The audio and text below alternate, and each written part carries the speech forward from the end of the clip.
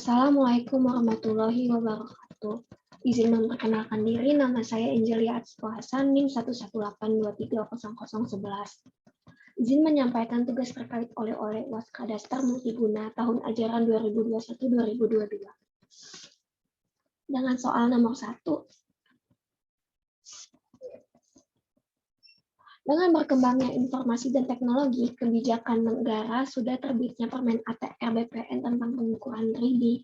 Berikan pendapat saudara, apakah kadastar multiguna di Indonesia bisa berkembang baik sisi TI, political will, public goods, hukum, dan lainnya. Dengan kebijakan informasi dan teknologi kebijakan negara, terus sudah terbitnya Permen ATR BPN tentang pengukuran 3D, menurut saya, kadastar multiguna di Indonesia bisa berkembang dengan baik dikarenakan pemerintah dan beberapa oknum masyarakat sudah sadar akannya efisiensi pemetaan baik 2 dimensi maupun 3 dimensi. Terlebih dengan adanya Peraturan Menteri Agraria dan Tata Ruang Kepala Badan Pertanahan Nasional Republik Indonesia Nomor 1 Tahun 2021 tentang sertifikat elektronik yang berisikan banyaknya peraturan-peraturan yang memuat terkait pemetaan 3 dimensi yang menunjukkan bahwasannya secara tidak sadar dengan adanya permen ini, Indonesia mulai berkembang lebih dalam pemetaan terkhususnya kadastar multiguna. Next, soal nomor 2. Dengan banyaknya keterbatasan yang ada di semester ini, terlebih beberapa pekan kelas diisi dengan mengikuti kelas webinar multiguna atau 3 dimensi kadastar atau BIM, baik dari Kementerian ATR atau BPN ataupun dari Supermax maupun lainnya, menurutmu matkul kadastar multiguna itu yang baik? Perkuliahannya diisi apa saja ya, dan capaiannya yang ingin didapat dengan keadaan realistis kondisi sekarang itu apa saja ya? Dengan banyaknya keterbatasan yang ada di semester ini, terlebih beberapa pekan kelas diisi dengan mengikuti kelas webinar multiguna, menurut saya sebelumnya sudah baik dikarenakan kelas tetap diadakan walaupun kelas webinar daripada ditiadakan sama sekali.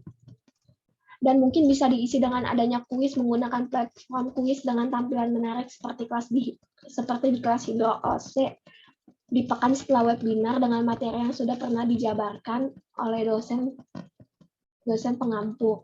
Yang saya harapkan secara pribadi dari matkul ini dengan keadaan realistis seperti ini adalah menyadari bahwasannya adanya urgensi terhadap pemetaan 3 dimensi dan sadarnya akan banyaknya konflik yang ada di sekitar lingkungan tempat hidup saya, terkhusus hak atas tanah.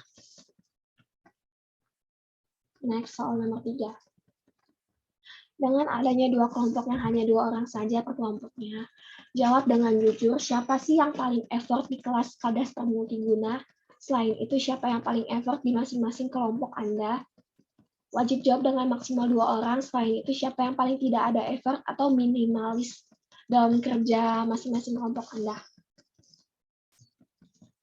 Menurut jawaban saya, dengan adanya 2 kelompok yang hanya 2 orang saja, yang paling effort di kelas kadastar multiguna adalah tidak ada sama sekali, dikarenakan dalam kasus ini tidak ada yang berinisiatif membuat list anggota per kelompok sehingga menyebabkannya miss dalam pembagian kelompok. Selain itu, yang paling effort di kelompok saya adalah Wahyu Rizky Ramadan.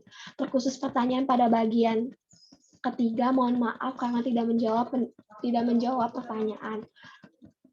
Karena menurut saya effort tiap orang pasti akan berbeda dan tidak ada minimuman dalam hal effort, karena bila sudah memiliki niat dalam melakukan sesuatu saja sudah dapat dikatakan memiliki effort.